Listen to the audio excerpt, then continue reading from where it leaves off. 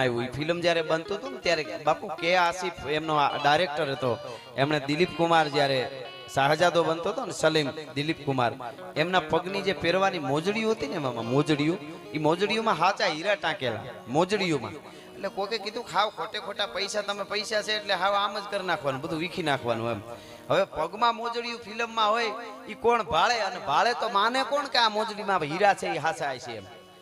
હાચા હીરા મોજડીમાં પેલું તો જોવે નહીં કોઈ, અને કદાચ જોવે તો માને થોડું કોઈ કે આમાં હીરા છે, હાચા હીરા ટાંકેલા છે.